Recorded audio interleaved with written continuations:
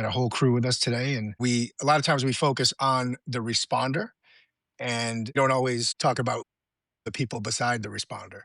That's what we're going to talk about today. The spouse, the person beside the responder, they have to dealt with sacrifices, unpredictability, and just the weight of the job. Which I'm dying to know the weight of the job for you all, opposed to what it is for the first responders. This is the Main Responder Podcast. Real conversations about work, the pressure, and the lives shaped by service. There's no single lane here, no script, just honest talk. Let's get into it. Today I'm joined by Jill Ballard, Abby Brown, and Christy Carr. I'm going to go around and let each one of you, do a little bit of your bio, your, background, and really focus in on the spouses group that started here, and what each one of you has brought to the table with that. So, Jill, I'll start with you if you don't mind. Yeah, absolutely. My name is Jill, and I am married to a police officer. I'm a therapist. I specialize in trauma therapy. I do EMDR. I'm also a certified provider that works with first responders and people in public safety. I'm on the peer support team for York County. I also work with Matt Leach for the Wellness and Resiliency Program development at the York County Regional Training Center. And that's really all about me right now, I believe. Christy, you want to jump in there? Sure. My name is Christy, and I'm married to a police officer for 28 years. He's been in law enforcement for 15 years, and I am a bookkeeper, um, full time job, and then I am part of the spouses support group that we're going to be talking about.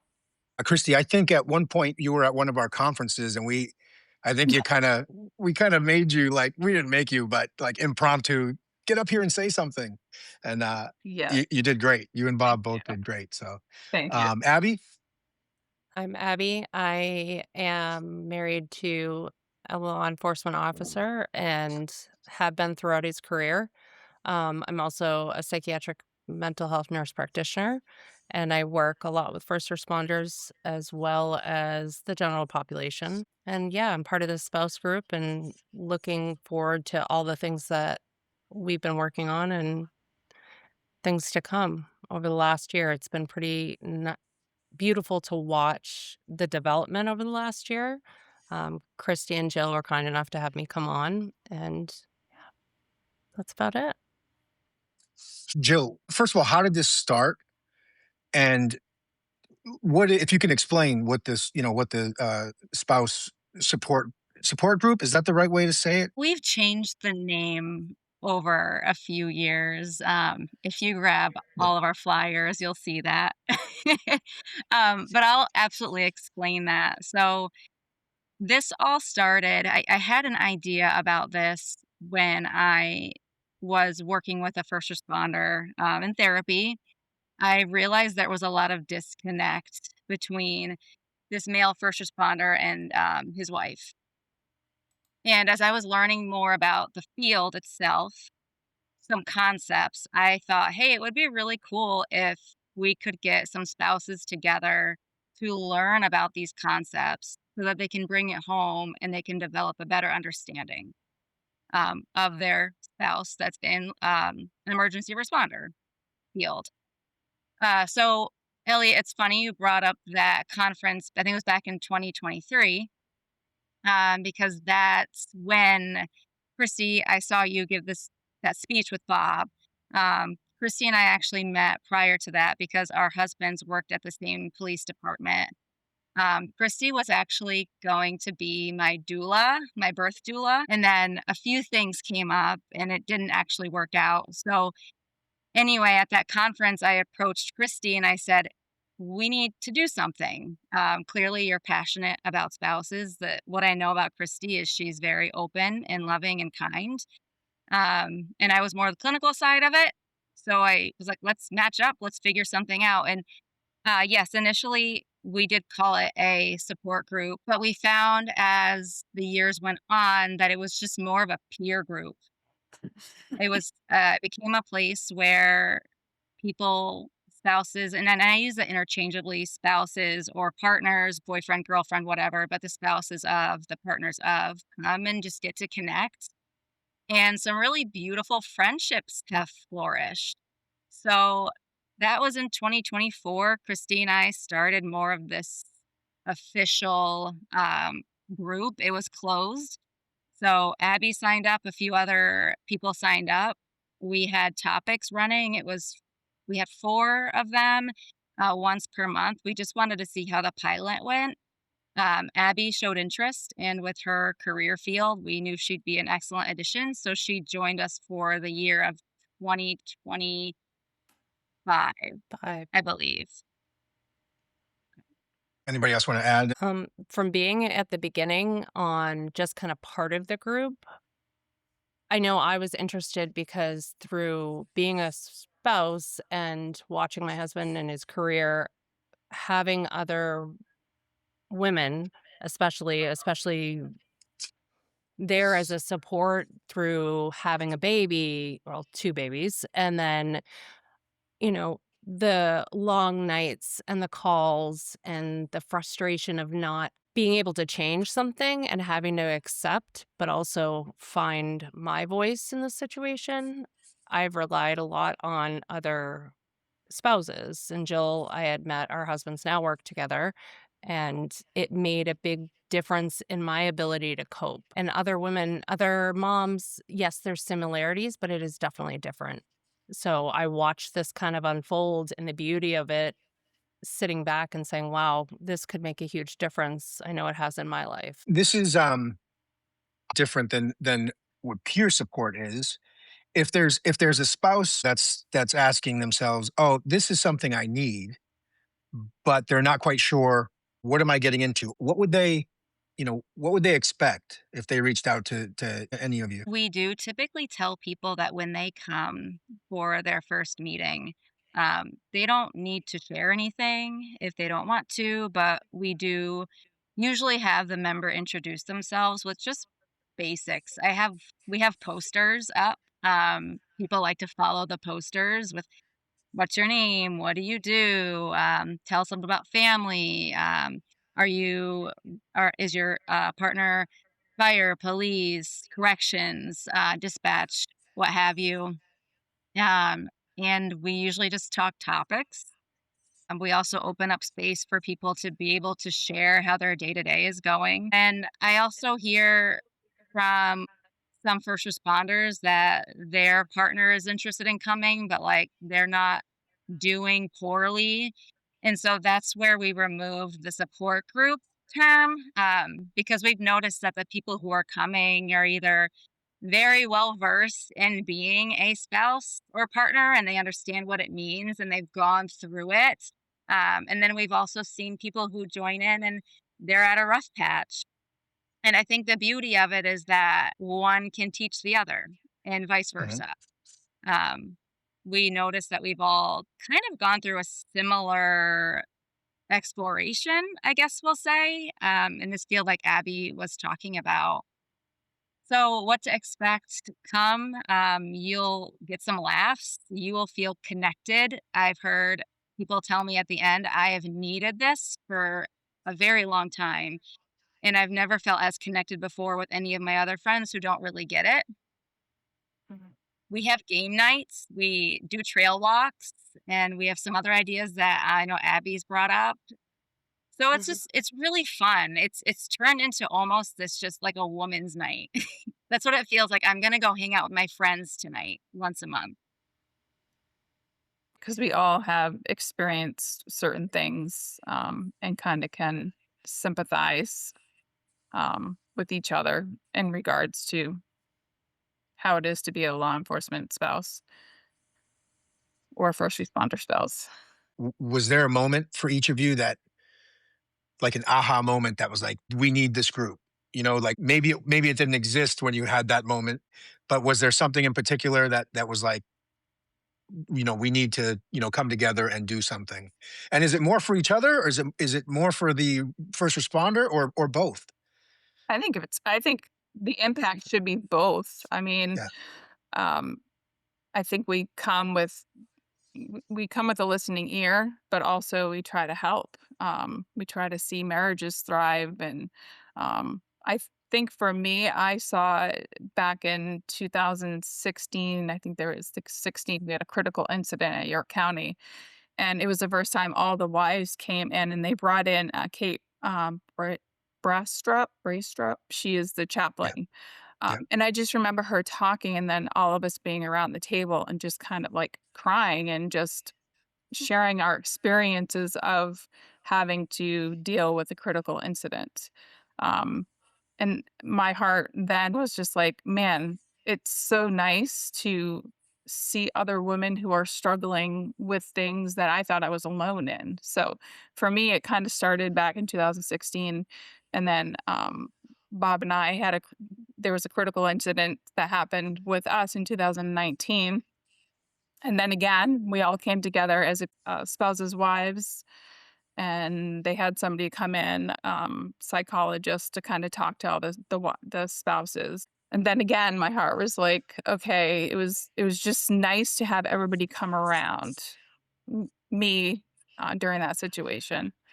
And then Jill and confronted me at the conference, and I was like, okay, we got to do this. So I tried, like with York County, we had some times, but it just didn't.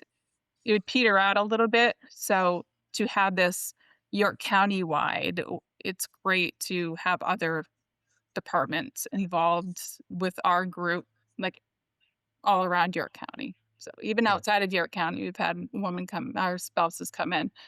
Yeah. That's great. Abby, what about for you? Um, just to touch on one thing she was saying, and Yeah. this is part of what I was gonna say about my story is, the department my husband works at, a lot of wives were getting together, hanging out, but then the dynamics of the department come in, right? Like, "Oh, so and so heard this, and this is what happened." So, for me, when this was brought up, this is a constructive place. It's a safe place where all of the politics, all of the extra stuff doesn't need to be, Mm. right? You can show up as you are with mutual respect for those around you. For me, I think I noticed I needed support. We got married, and 10 days later, my husband left for the academy. And then, 2 years later, we had twins, and being alone, and he was on evenings and just not there. And up until 2 years ago, it was solo parenting, that's what I call it, while he's gone.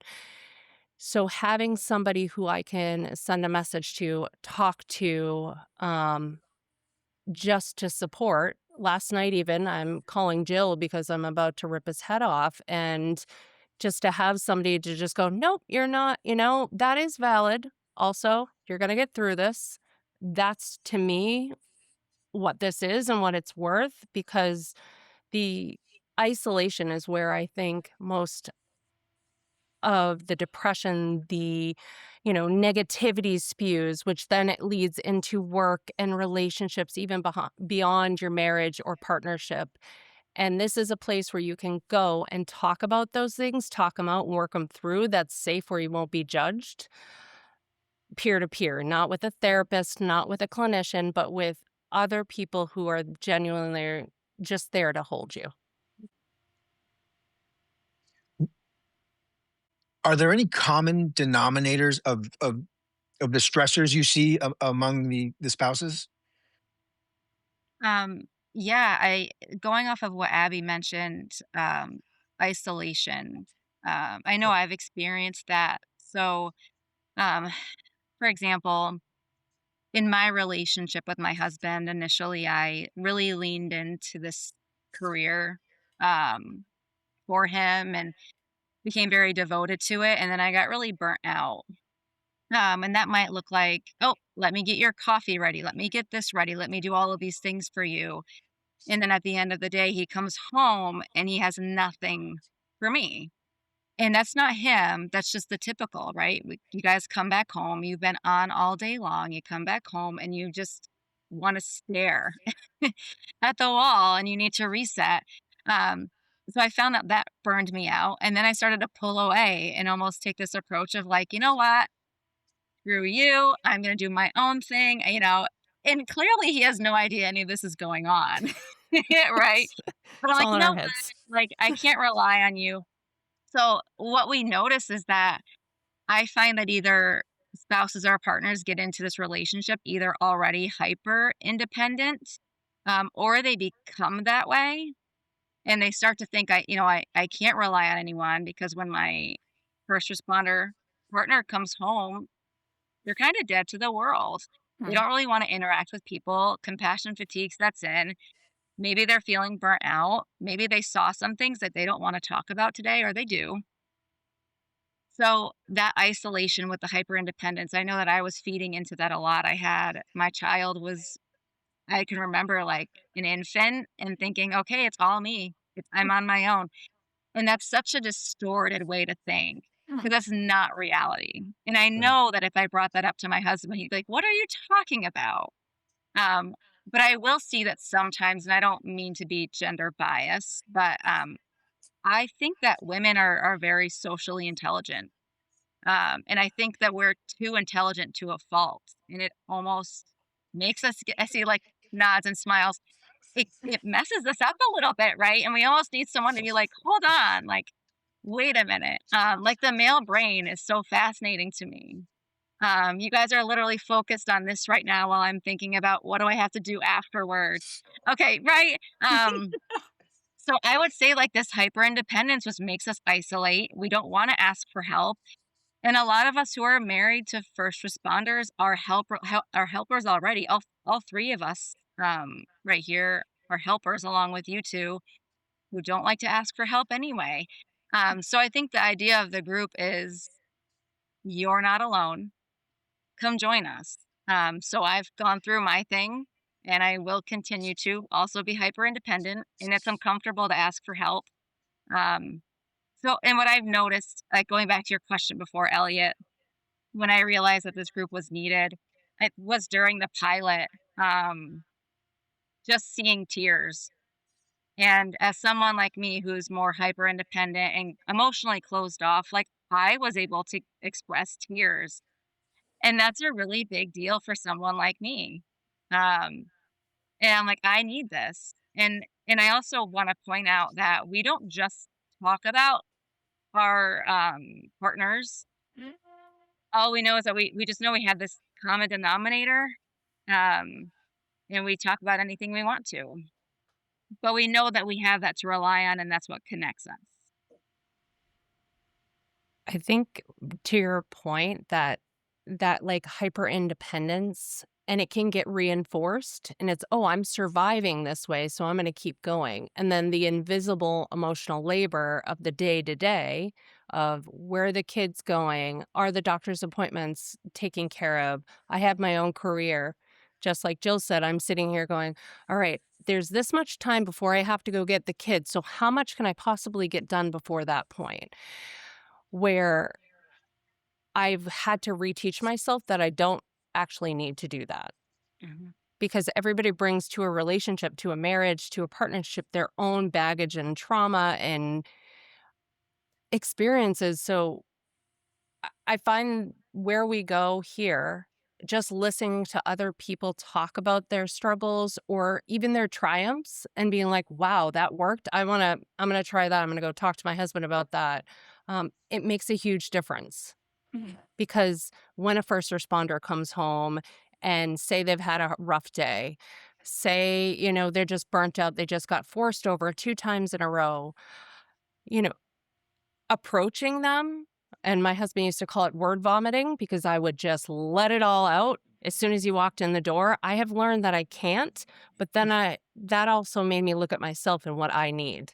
So I do need to say what I need to say. And we've kind of come to an understanding with some tips from the group with, just making space for it. As I think about this group, um, as first responders, do we overlook spouses? I know if I've heard like well-rounded wellness programs, right? Always right, has the family involved in some way, and I've dealt with some good and some bad on that part of it. But are we doing a good enough job outside of this group, right? Which is obviously something that, we could probably kind of breathe a sigh of relief and say, oh, there's that group, whether spouses choose to belong to it or not. But are we unintentionally not doing enough? I think there's been a huge, I don't know, for me, like eye opening since the York County Peer Support Group started. I really Yeah. think there has been a huge change. Like before, mental health and all that. I never really heard about it until what, 2019. I don't know. Maybe I just was not in tune to it. But as far as any groups, that's why there was nothing. I felt like there was nothing out there. But then discovering, okay, yeah, there is some groups, but they're in other states.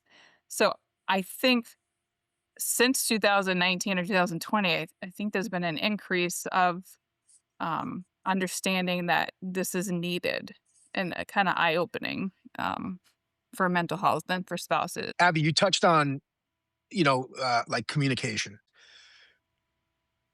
I think maybe Jill said this, also. There are times where I'm just like, I don't want to make a decision. I just want to kind of sit. And, I turn on the TV, but I'm just like going through the motions. I never find something to watch. You know what I mean? It's just like, Mhm. I just need to sit. And so, what would be a helpful tip communication wise for the first responder? I would say on days off or, when in a space, it's the communication of appreciation, even like, hey, I see you, or this is what I need when I'm coming home. What do you need? Mm. Um, it's being seen. Yeah. At least for me, it's that I acknowledge that you are also holding this. Yeah. Um, I think that's the biggest piece because that goes a long way. It's about that isolation, not being in it alone. Yeah. And communicating that, like, I guess you can always like, okay, he comes home and all he does is go on his phone. He doesn't talk to me. But then if you could communicate that, like, I would appreciate if, like, tell him what you need, and then he needs to tell you what he needs. And I know that's been such a huge topic in our group is like that communication of, okay, I need that first hour where as a first responder comes home, he needs that quiet time for an hour. And then, we'll eat supper together or whatever. And then, or that first day off, I really don't want to be expected to do anything. But you can push me on that second and third day or how many days you have off.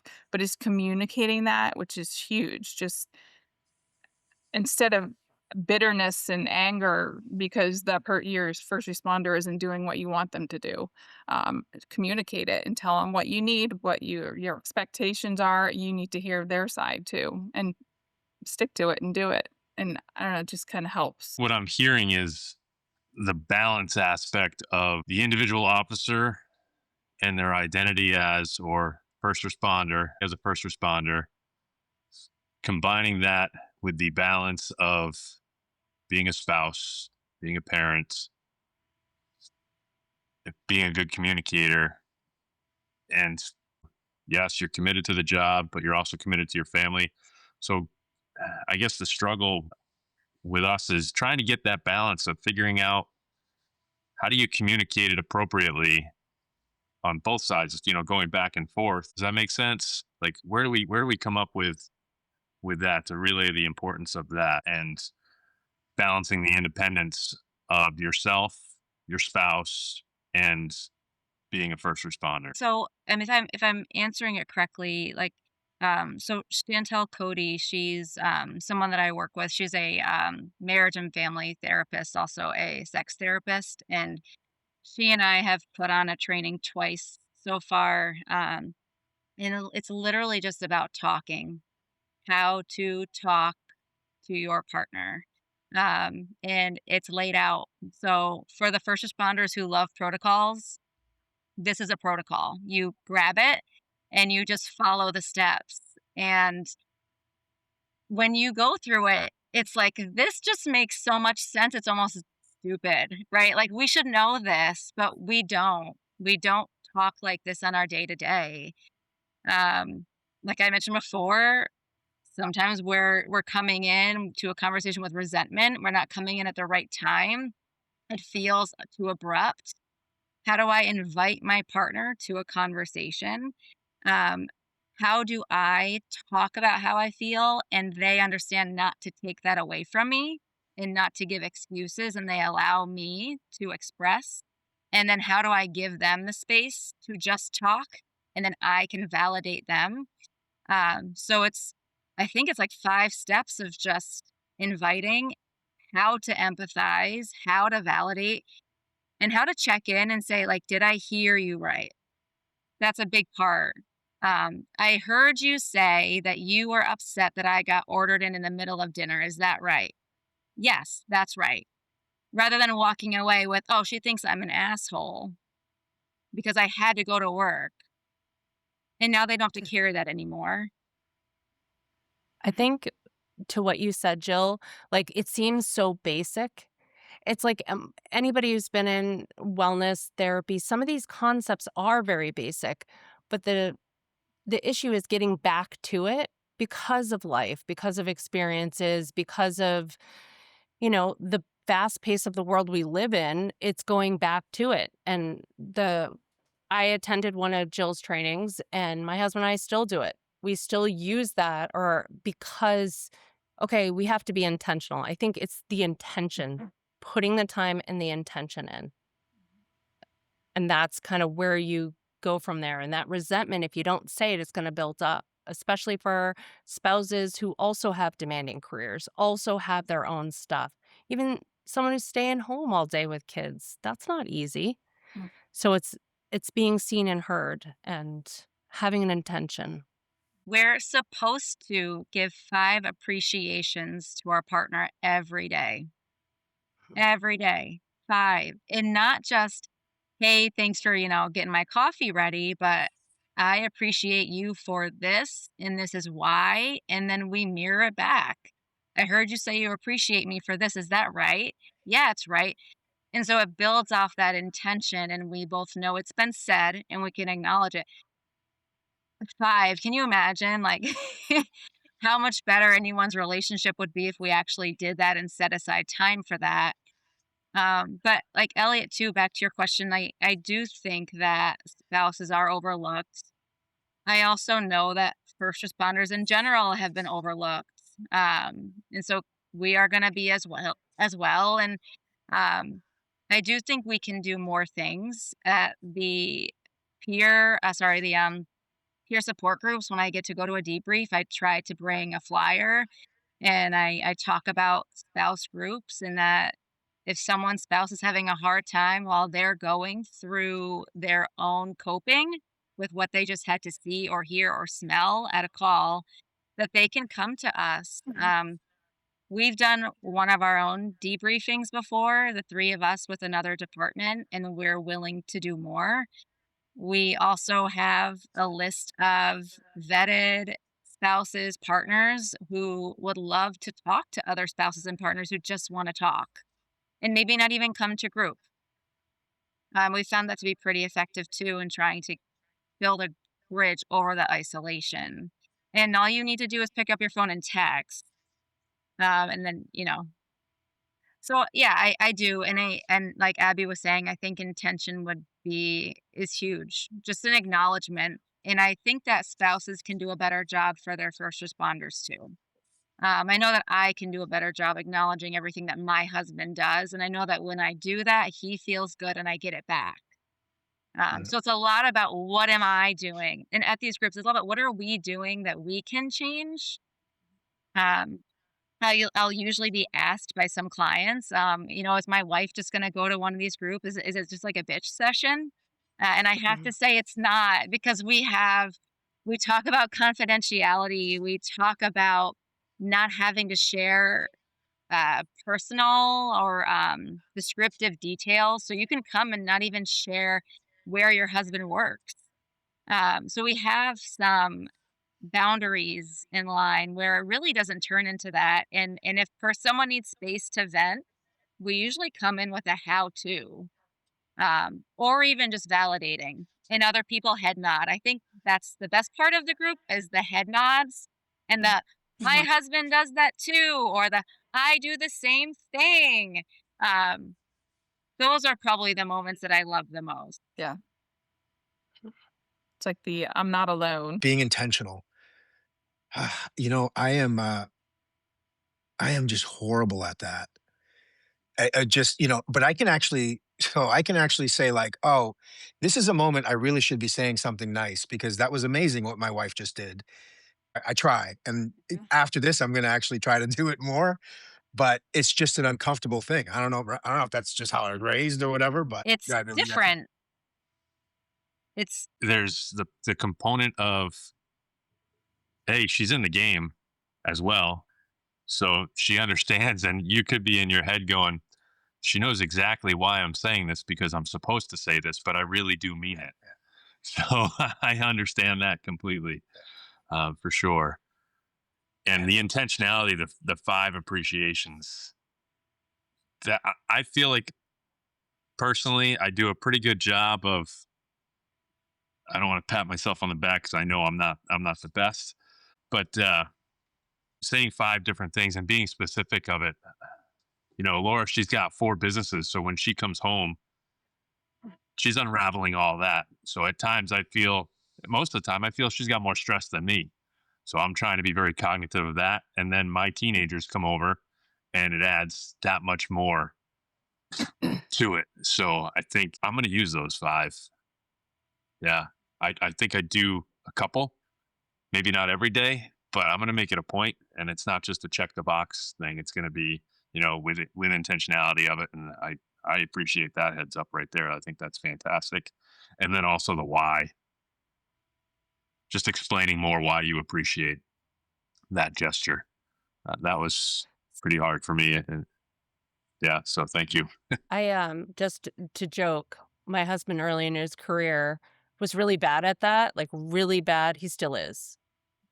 I would go and put reminders in his phone to acknowledge me and like, don't forget I exist, right? And that was maybe like a backhanded, like we joke about it, but it's, hey, here's the thing, like a text in the middle of the day that that changes the trajectory.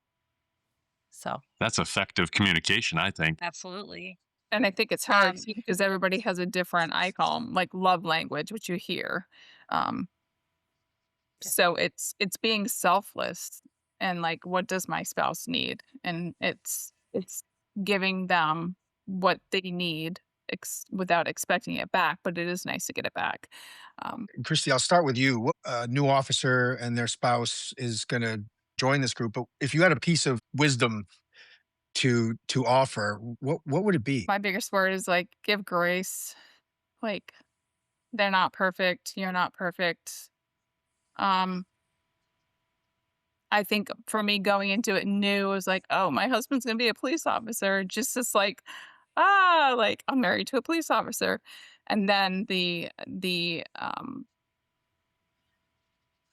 what it really is like, it's heavy. I never thought of the heaviness that is out there.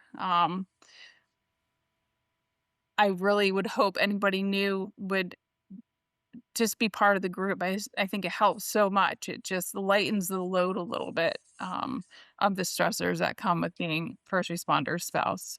So seek it, whoever is new, and it helps a ton. Just knowing that there's other spouses out there who have gone through this, who might have some great tips on how to get through your marriage, to stay married, and to thrive in your marriage. Abby, your words of wisdom? um definitely everything Christy said, as well as it isn't comparison. It isn't, hey, I did this, so you did that, or you should do this because I'm doing this in this relationship. You're never going to be 50-50. You're never going to walk through the door 50-50. So some days one's going to hold more than the other.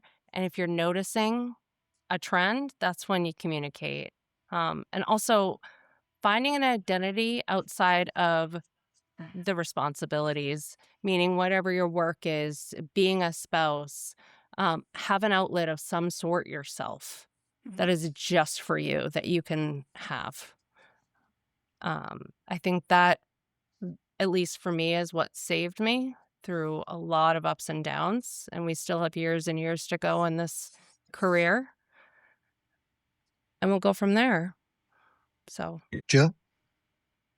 I would say to talk.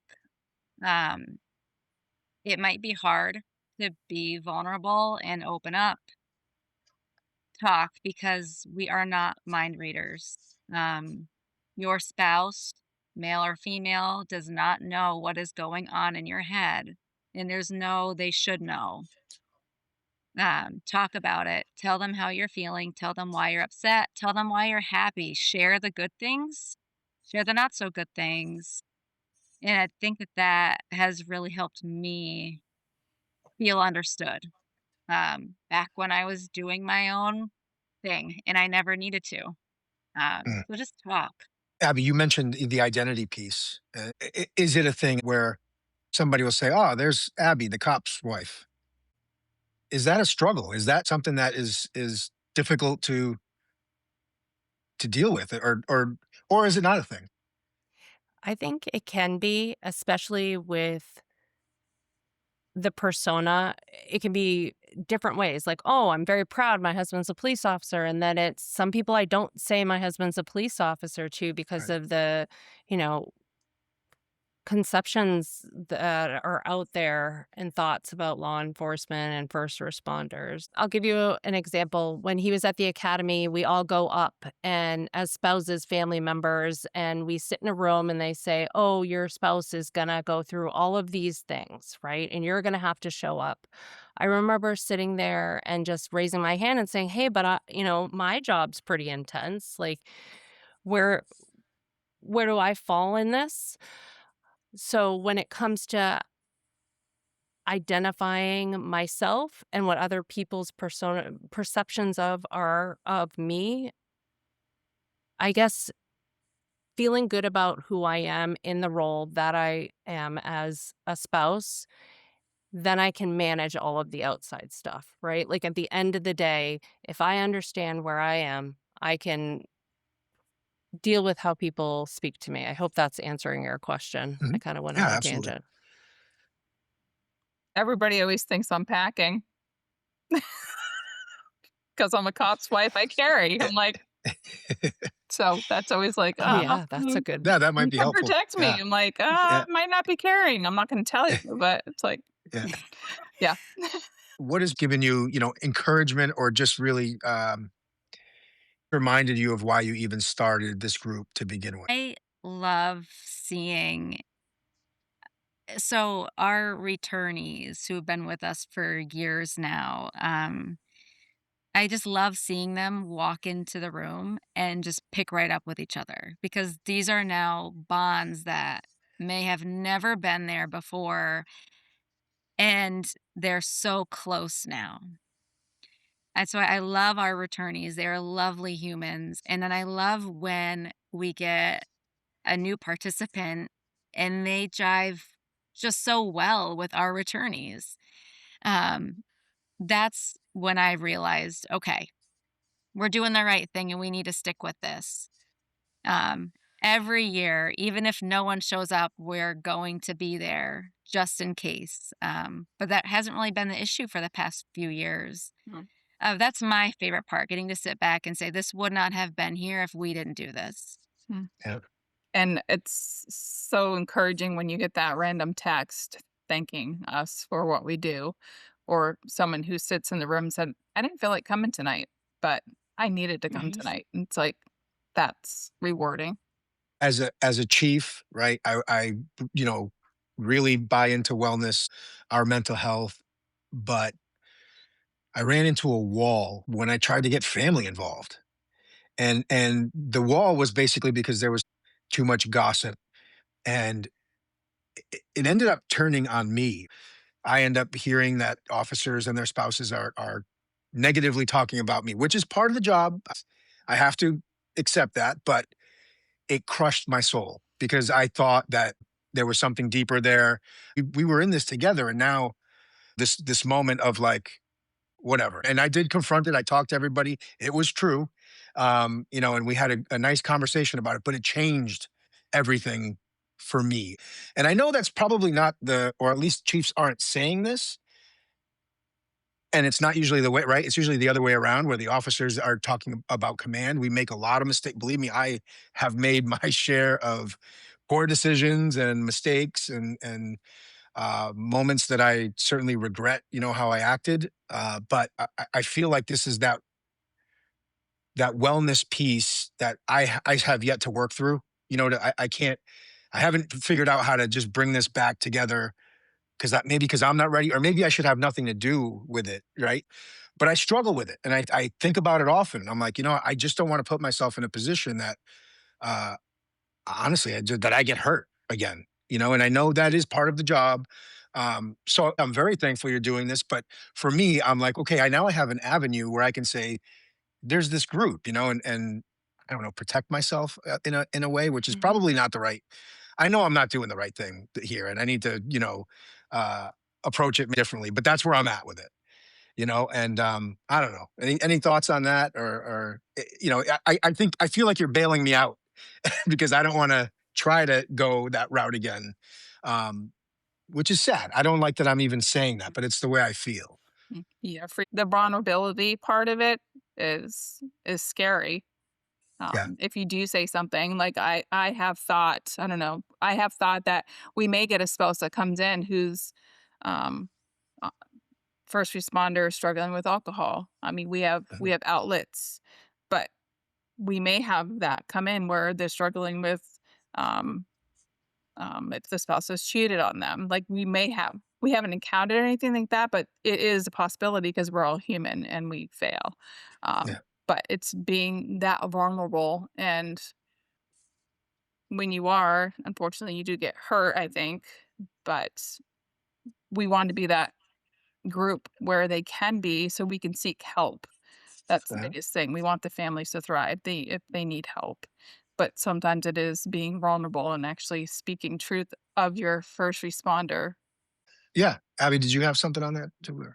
Yeah, I think you're not the only chief that I've heard say, like, I wanted to get, um and unless I misunderstood, but getting people in your department together Yeah. to, why is this not the connection not there? I don't know what to do here.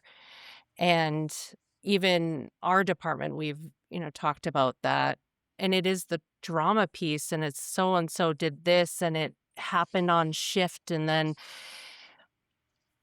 so I don't know the answer other than this is why this group is beautiful because it's not about a department. It's a Yeah. Yeah. separate entity. It allows that space. Kind of like I said in the beginning. It's Mhm. I takes that feel away. like I feel like our group we have been like they talk about, oh, it's just, gossip, gossip or whatever.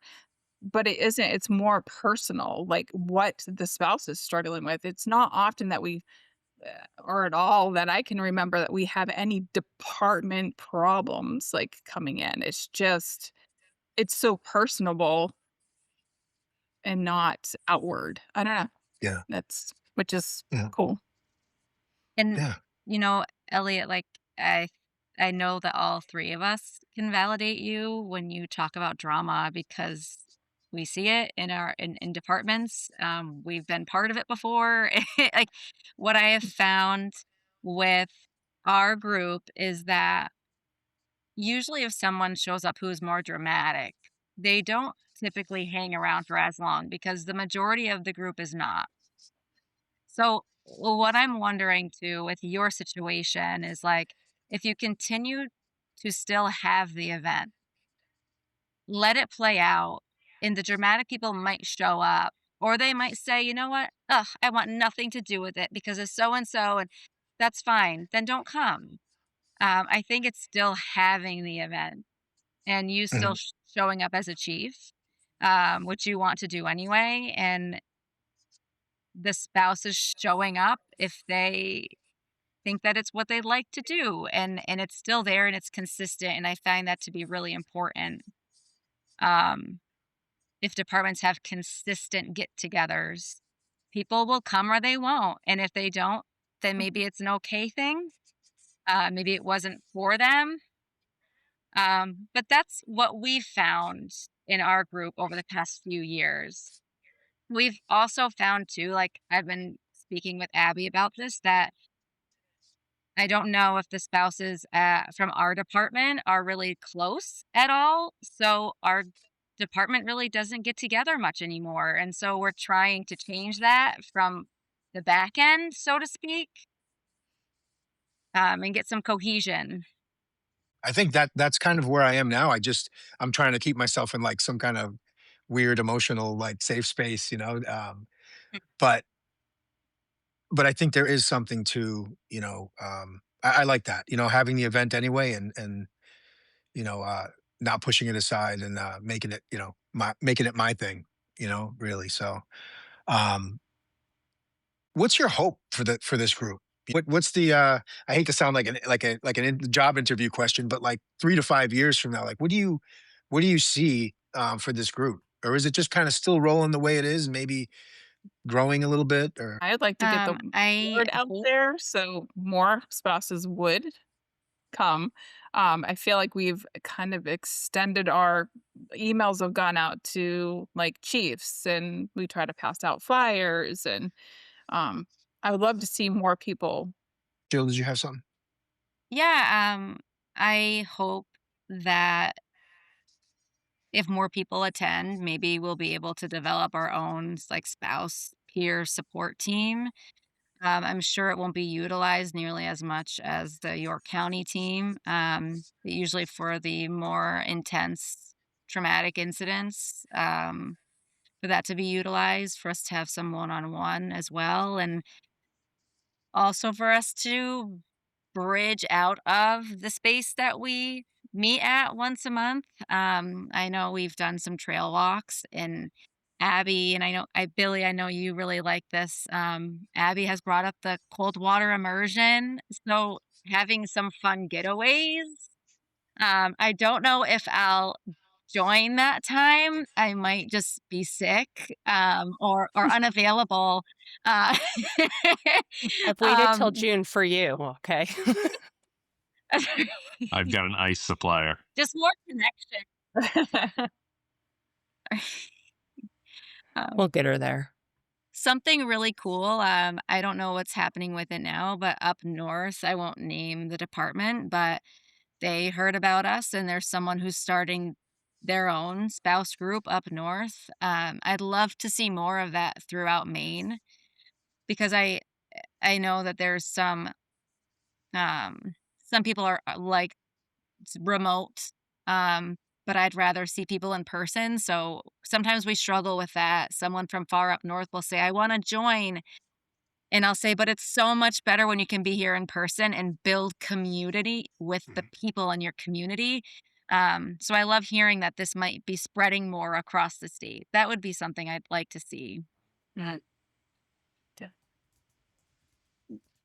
What would you say right now, somebody who is not in your county, and it's a spouse and they're feeling isolated. They might stumble across this podcast and say, "This makes sense." Obviously they could reach out to you, but let's say they weren't comfortable. What's another avenue that they might be able to take just to feel a little bit, more connected or whatever it is that they might need. I think the least intrusive thing that we can offer right now is just hooking them up with someone that we've already vetted just to text and Yeah. chat. I think that's our least invasive approach. I know that Abby has done it before, a few other of our members have as well, and it's pretty like relaxed, nonchalant. And I also try to find out additional information about this person so that I can hook them up with someone who, maybe they're married to a firefighter. Maybe they do or don't have kids. They do or don't like to read books. So I try to find some of this information out and then I hook them up related to who they could connect with. I think that's what we can offer right now. I know that there are some books out there too. Like Cindy Doyle has a podcast, Code for Couples, their podcast, and she has a book. That might be another option as well, and others too. Um, Abby, Christy, do you guys have any other ideas there? No, I think that's a great idea. Or just talking to one of us too. Like sometimes the scariest thing is like, who are these people? Right. And walking into a room with a group of people that already know each other. So having a connection before walking into that space could be helpful. Um, Yeah. Here's an example of that.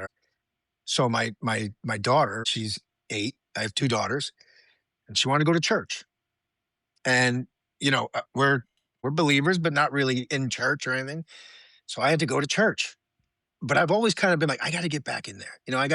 I need to get a good message, and it's interesting because I have that feeling of not so much isolation, but yeah, I wanna wake up on Sunday and I wanna get a message that feels good, and it's a good way to start my week, but to walk through those doors, which I say this for so much. I say this for jujitsu, I've said this for yoga, I've said this for all these things. Um, it was hard, and I'm like, "Oh," I started sweating, I was like, "Maybe I don't belong here." It was horrible in my head. It was amazing, once I sat down and got comfortable in the moment and was talking to people and things like that. So, those people are out there. I'm one of them. I'll stay quiet until I get the courage of my 8-year-old. Once she says we got to do something, I do it. So it's interesting. So I do hope that somebody stumbles upon this conversation and does reach out. And it's great now because there are so many ways, right? Text message, social media. It's easier than it's ever been. And so one thing I don't think I asked was how often do you meet? So something I'll say to your point just then, Yeah. Elliot. I had mentioned someone had mentioned this before. Our returnees also don't want to come sometimes. just So thinking, like, right. So like our returnees are like they'll show up and be like, I didn't want to be here, but like either my first responder partner, husband, whatever, told me to come, but I'm so glad I'm here. So so whether it's your first time or your 50th, there's sometimes a sort of dread. And I don't know why, because we know it's so good for us.